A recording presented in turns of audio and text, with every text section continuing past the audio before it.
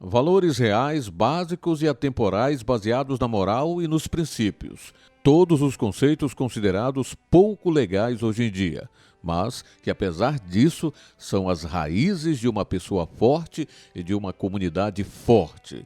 E para resgatar esses bons valores, resolvemos criar um especial de Natal para celebrar em família. Trataremos sobre o Natal, sua origem e significado, unindo a isso temas de fé, esperança e amor. Esta e todas as nossas outras produções são 100% financiadas por nossos membros. Para tornar-se um, basta clicar no botão Seja Membro, um serviço de assinatura que permite que você experimente este canal da maneira que deveria ser. Agora, aproveite o primeiro episódio do nosso especial de Natal.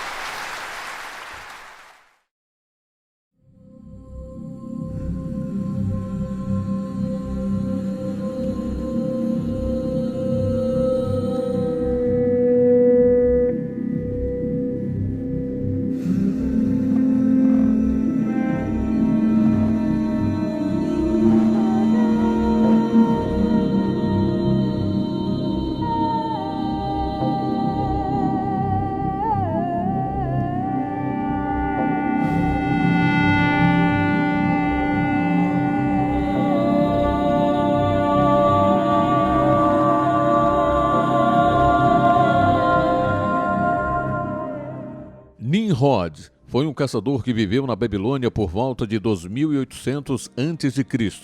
Segundo a tradição, toda vez que animais selvagens ameaçavam as pessoas, ele as protegia com a sua força.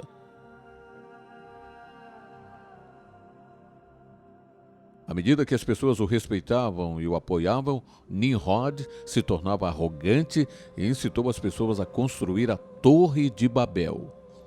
Nimrod chega a ser mencionado no livro hebraico de Gênesis como bisneto de Noé, embora o texto nunca atribua a autoria da Torre de Babel para Nimrod. As tradições históricas o consideram o líder daqueles que construíram a torre.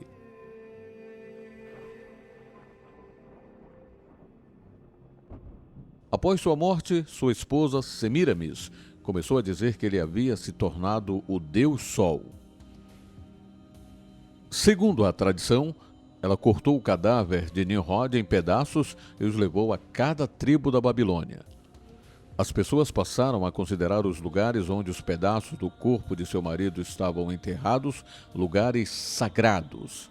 Ela também começou a dizer que Nimrod havia encarnado em seu filho Tamuz.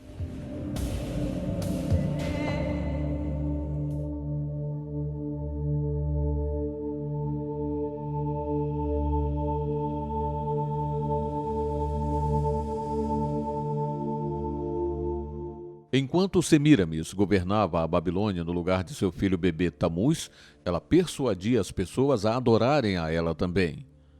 Estátuas de Semiramis, segurando seu filho Tamuz nos braços, começaram a ser erguidas por toda a Babilônia, junto de várias imagens simbolizando o Deus Sol. O culto ao Sol, à mãe e ao filho que foi criado por Semiramis, firmou-se como a religião da Babilônia.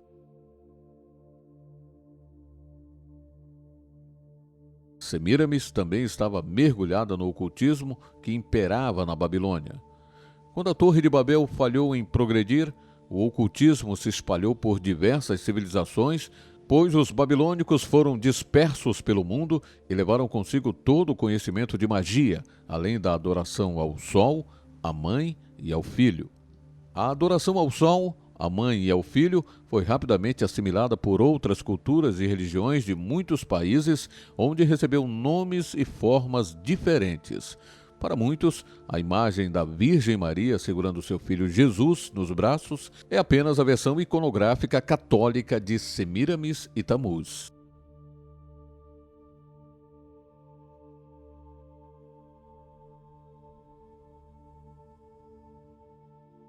Existem dessas imagens em diversos templos, catedrais e capelas católicas ao redor do mundo, sempre ocupando lugar de grande destaque. Ainda uma grande expressão ao culto à mãe e ao filho é dada nesses locais.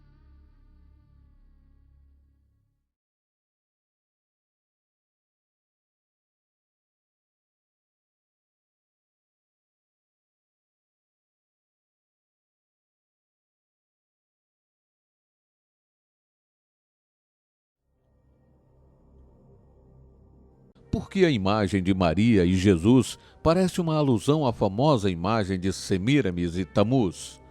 Para entendermos bem esse paralelo, é preciso conhecer melhor como surgiu o cristianismo. Jesus é a figura central do cristianismo. Para os seus seguidores, ele é o Filho de Deus, o Salvador e o Messias, que desceu à terra para salvar a humanidade do pecado. Para outros, Jesus foi apenas um grande profeta ou ensinador daquela época. Praticamente a maior parte dos estudiosos modernos concordam que Jesus realmente existiu.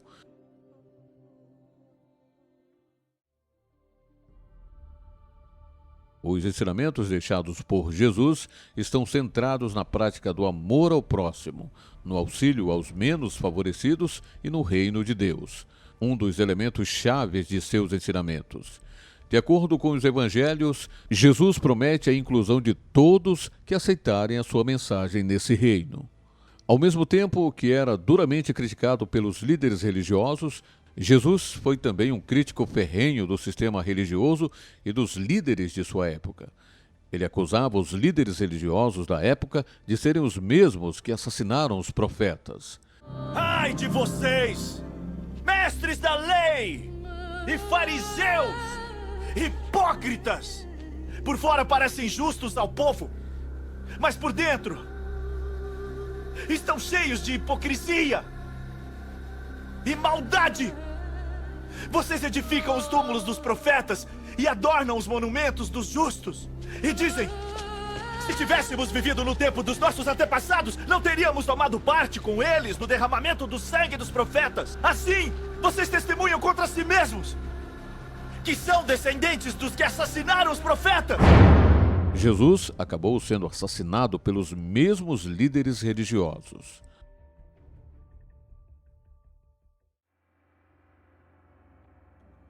Após a ressurreição de Jesus, seus seguidores decidiram espalhar a fé em Cristo, o Messias, que em breve voltaria para julgar a humanidade e inaugurar uma era de paz.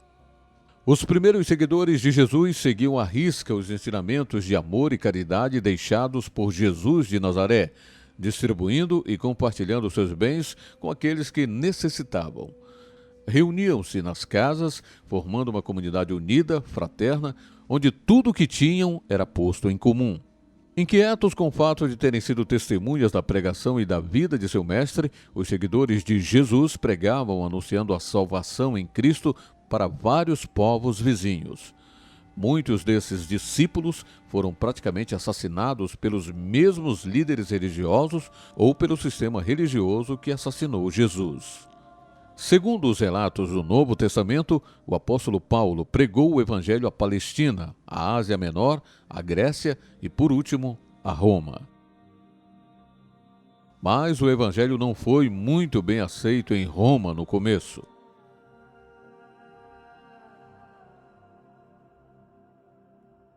Isso foi porque o monoteísmo do evangelho e o politeísmo de Roma entraram em conflito. Os romanos conviveram com muitos povos politeístas, não existindo registros de conflitos. Os tais passaram a existir apenas com grupos monoteístas. À medida que eles aceitavam os ensinamentos de Paulo, os deuses e as religiões dos povos que eles conquistavam prosperavam em Roma. Os imperadores romanos aprovavam as religiões de todos os povos que eles conquistavam, a fim de dominá-los e atingir seus propósitos políticos, o que ia de encontro ao cristianismo. Portanto, os imperadores perseguiram os então chamados cristãos e os oprimiram severamente durante muito tempo. Os textos do Novo Testamento não relatam o que aconteceu, mas, de acordo com a tradição, Paulo teria sido decapitado em Roma, sob o império de Nero, em 54 d.C.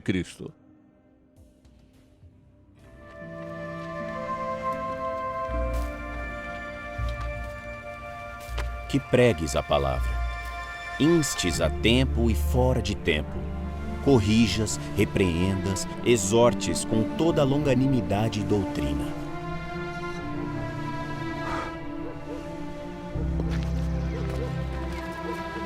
Porque virá tempo em que não suportarão a sã doutrina, mas tendo coceira nos ouvidos, amontoarão para si doutores conforme as suas próprias concupiscências, e desviarão os ouvidos da verdade, voltando às fábulas. Mas tu, sê sóbrio em tudo, sofre as aflições, faze a obra de um evangelista, cumpre o teu ministério. Porque eu já estou sendo oferecido por aspersão de sacrifício, e o tempo da minha partida está próximo. Combati o bom combate, acabei a carreira, guardei a fé. Desde agora a coroa da justiça me está guardada, a qual o Senhor, justo juiz, me dará naquele dia. E não somente a mim, mas a todos, mas também a todos os que amarem a sua vinda.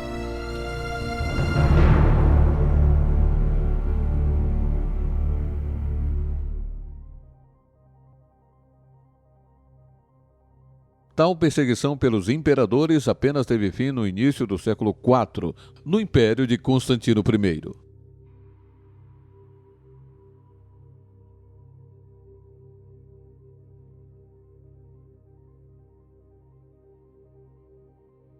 Em 313, o imperador Constantino proclamou o Edito de Milão, que aprovava o cristianismo como a religião oficial do Império Romano, dando privilégios e imunidade ao clero cristão.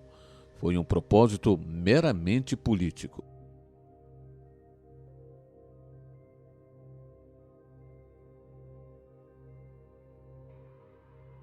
Mas era o mitraísmo a religião que imperava em Roma. Também os imperadores se consideravam deuses e forçavam as pessoas a adorá-los. Ainda uma parte da nobreza estava fascinada pelos mistérios ocultos egípcios.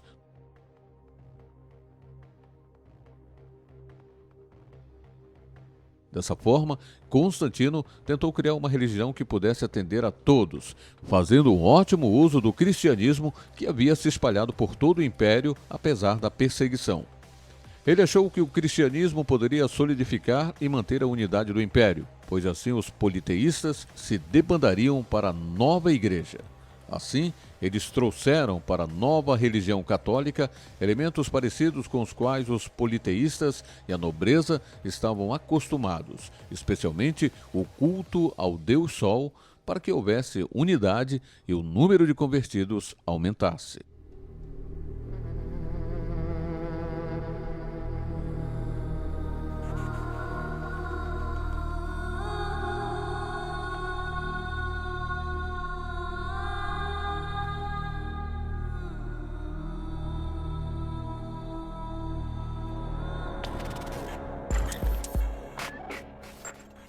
Visto que elementos do politeísmo foram trazidos para a nova religião, Semíramis foi identificada na figura de Maria, a mãe de Jesus, que é relatada nos evangelhos por ter concebido o Filho de Deus ainda virgem.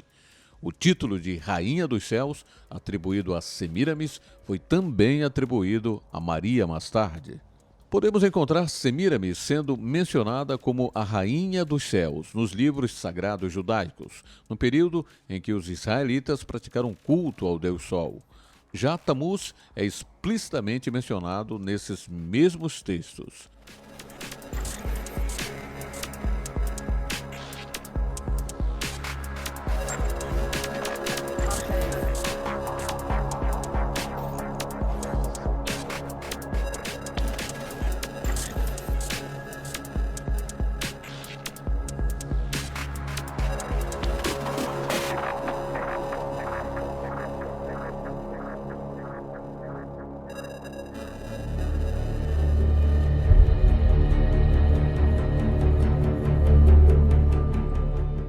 Outras versões de Maria foram surgindo ao redor do mundo, mas provieram do mesmo culto à deusa mãe.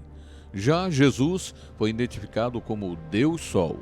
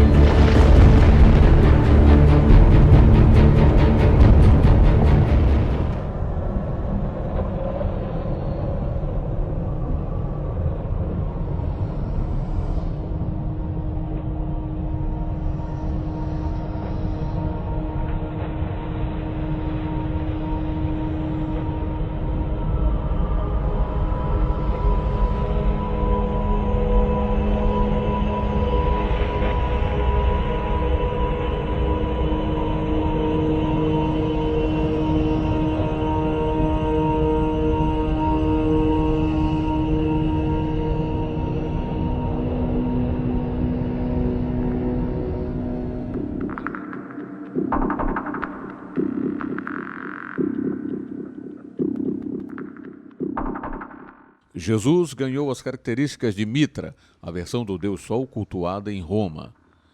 Essa religiosidade exerceu influência na fundação da religião católica pelo Império Romano no século IV, pois os resquícios desse intenso secretismo podem ser flagrados até hoje na iconografia, nos dogmas e nos preceitos litúrgicos do catolicismo.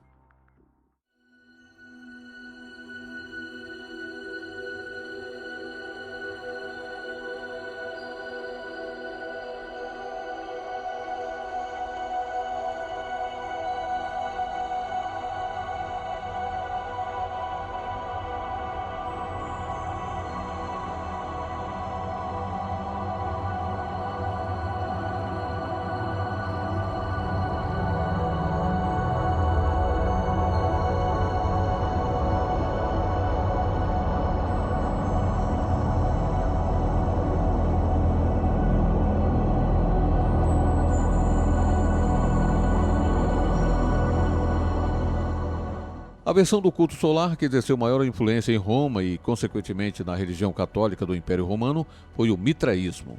Mitra era o deus sol persa, que depois foi incorporado à mitologia romana, recebendo adeptos especialmente entre os soldados romanos. Os seus rituais foram sutilmente introduzidos ao culto católico. O culto a Mitra difundiu-se por todo o território do Império Romano, chegando a ser uma das religiões mais bem-sucedidas por quase 4 séculos seguidos. O mitraísmo, que entrou no Império Romano, era uma mistura da versão persa, de astrologia babilônica e de mistérios gregos. Criaram-se centenas de templos dedicados a esse novo deus. Alguns historiadores dizem que todo o continente europeu e o Novo Mundo seriam hoje adeptos da fé mitraica, se o catolicismo não tivesse emergido.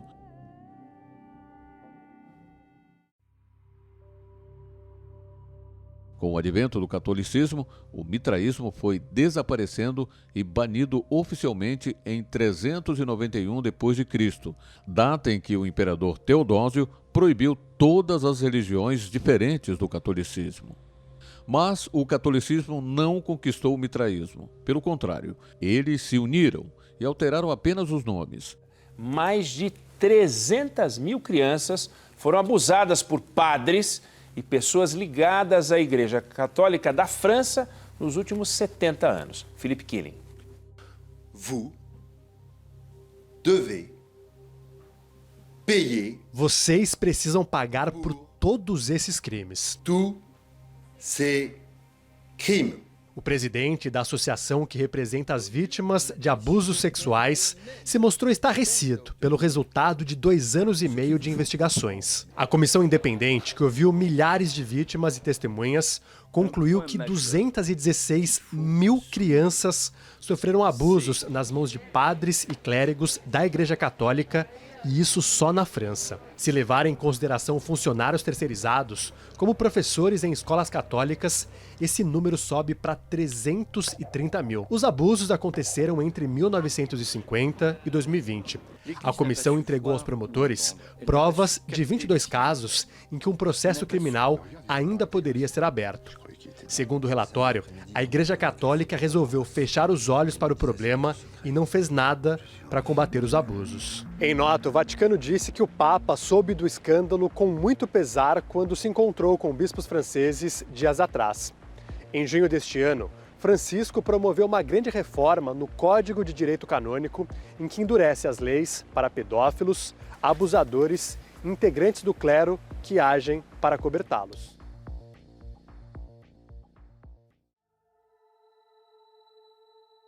A Igreja Católica pegou para si muitas ideias e imagens. Do culto ao sol, por exemplo, veio a celebração do nascimento de Cristo no dia 25 de dezembro, o nascimento do sol. O 25 de dezembro é uma data em que já se faziam homenagens a deuses ligados ao sol. Portanto, o nascimento de Jesus é celebrado a partir do século IV, do Papa Júlio I, mais ou menos, de Júlio I, por causa do Deus Sol, do Deus Mitra, e por causa das Saturnais do Império Romano. Portanto, havia o grande Deus Sol, com as Saturnais, era o Deus do Império Romano, defensor do Império Romano, Sol.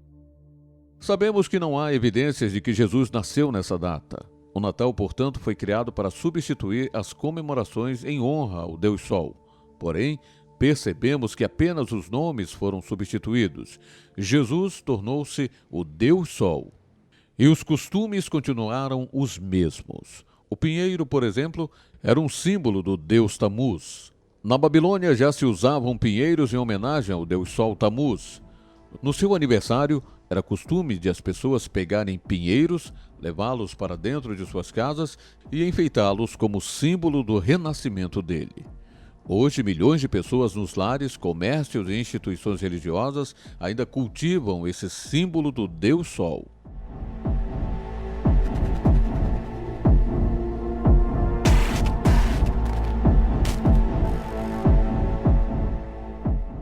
Os símbolos de adoração ao sol foram mais tarde absorvidos pelo governo também. Alguns autores, como o Dr. Stanley Montet, alegam que a estátua da liberdade é Semiramis, a deusa da Babilônia. O obelisco também está ligado ao culto solar, como este na Praça de São Pedro. Embora o obelisco seja considerado um monumento típico do Antigo Egito, já era costume de as religiões antigas erguerem um pilar em adoração ao Deus Sol. O obelisco é geralmente composto de duas partes: corpo e pirâmide. O corpo é às vezes decorado com as inscrições hieroglíficas dos lados, e a pirâmide simboliza os raios de sol. A justificativa que o catolicismo deu para manter o obelisco na Praça de São Pedro é que o monumento estaria simbolizando a vitória do catolicismo sobre o paganismo. No entanto, até os dias atuais, novos obeliscos têm sido curiosamente erguidos em frente ou sempre próximo a um templo ou catedral católica. As instituições que se ramificaram da Igreja Romana séculos depois também herdaram essas características semelhantes ao mitraísmo em seus ícones, ritos e sacramentos. Além do crucifixo e do obelisco, essas igrejas carregaram consigo a observância do Natal, da Páscoa, entre outros temas. Denominadas de igrejas protestantes, elas se consideram reformadas e alegam terem se separado da Igreja Romana. No entanto, não completaram sua separação.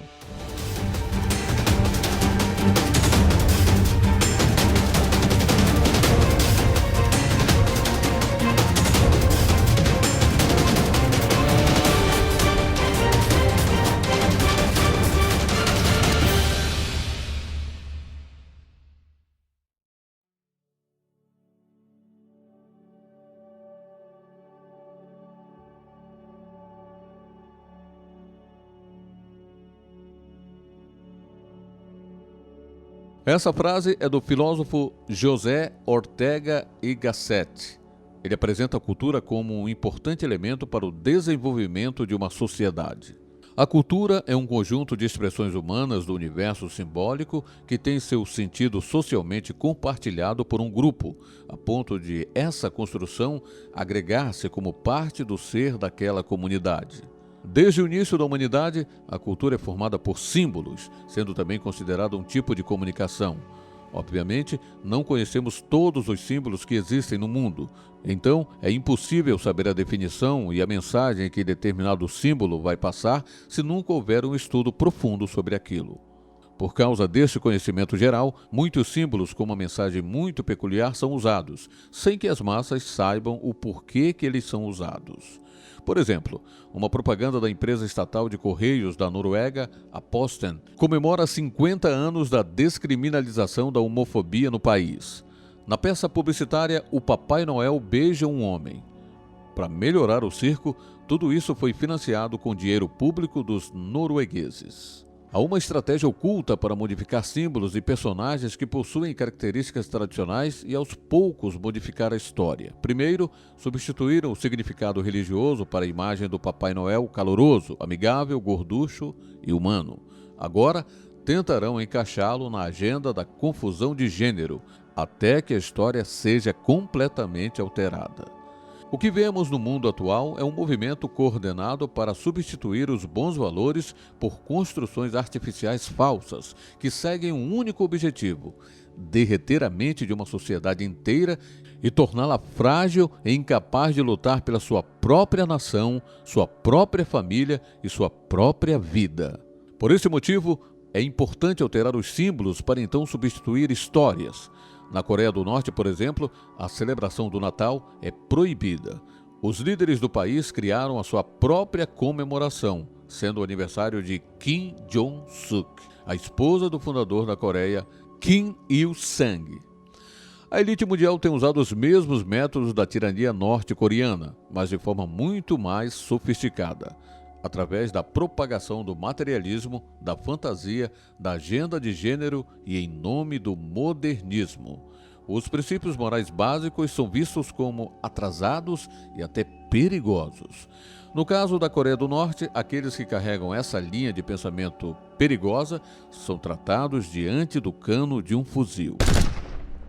Hoje, temos um mundo que prega o amor, mas que também despreza a maior demonstração dele. Um mundo que incentiva a busca pela felicidade plena, mas que também minimiza a importância da família. Um mundo que arrebanha uma juventude dita rebelde, mas que também entregaria sua vida a qualquer autoritário que a ordenasse. Observe como a sociedade enxerga e nomeia os bons valores que pretende atacar. A Bíblia é o obscurantismo fundamentalista. A fé é apenas uma ferramenta utilizada para enganar e a esperança é indispensável quando o terror favorece a agenda. Em contrapartida, as pautas da elite são quase vistas como perfeitas e nunca são reconhecidas pelo que realmente são. E assim, o mundo se divide em um grupo de interesse do bem comum e o outro grupo de interesse do mal, com decisões retrógradas e religiosas. Várias formas de entretenimento estão levantando uma única mensagem, deslocando todo o espectro do senso comum para a agenda. Se perguntar para quaisquer jovens qual lado eles preferem, a grande maioria deles dirão que compartilham mais das ideias da elite, mesmo que não saibam fundamentar seu argumento. Portanto, uma coisa é certa: não adianta reclamar de uma cultura sem construir uma alternativa. Se por um lado o Natal encontra seu sentido em raízes ocultas, nos enfeites, nas luzes e no materialismo em geral, por outro lado, precisamos aproveitar este tempo para transmitir aquilo que é bom, natural e saudável. Parafraseando Calvin Coolidge, o Natal não é um momento nem uma estação, e sim o estado de espírito. Cultivar a paz e a boa vontade, ter misericórdia em abundância, isso sim é ter o verdadeiro espírito do Natal. O objetivo da elite oculta destina-se a manipular e funciona melhor quando os sujeitos nem mesmo percebem que estão sendo manipulados. Quem tem inteligência e fé sabem que tudo isso é apenas ruído sem sentido. Felizmente, todos podem desligar esse ruído e bani-los de suas mentes. Só porque algo é comunicado não significa que é preciso aceitá-lo. Na verdade, nem é preciso ouvir. O sistema precisa das massas para existir, mas elas não precisam dele. Além disso, ao reconhecer a impureza do sistema, deve haver sabedoria o suficiente para não alimentá-lo, ainda mais com o medo, a raiva ou o ódio. Para o verdadeiro bem comum, é preciso dar as costas a ele completamente e ir em direção ao que é verdadeiro e puro. É necessário devotar a vida às coisas que tornam tudo mais felizes, saudáveis e completos. A humanidade foi feita para isso. Apegar-se à fé, curtir a companhia da família e estimular a esperança. Em um mundo que quer que sejamos raivosos, amargos, egoístas e vis, percebemos que a forma mais verdadeira de rebelião é a retidão intransigente.